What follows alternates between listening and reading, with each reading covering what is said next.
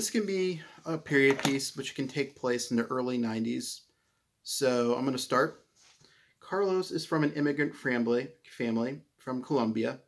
He is placed in mainstream gen ed classes at his elementary school, but he has a learning disability and um, not just a learning disability, but he also has behaviors where he goofs off in class.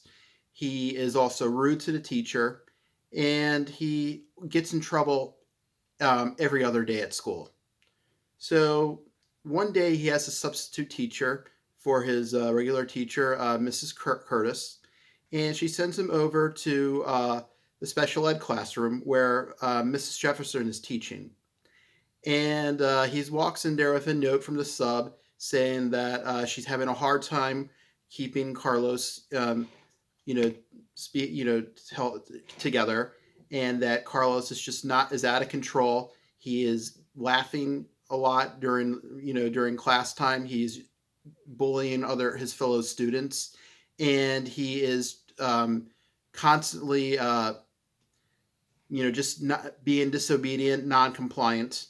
So he goes up and it's Mrs. Jefferson's class, and Mrs. Jefferson's class is sitting down doing their work, and Mr. Jefferson is sitting in the rocking chair just observing the class.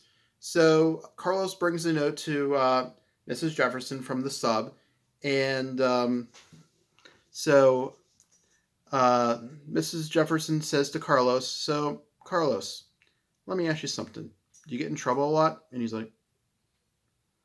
And he says, "Well, I'm going to talk to the sub and see if there was any problems today.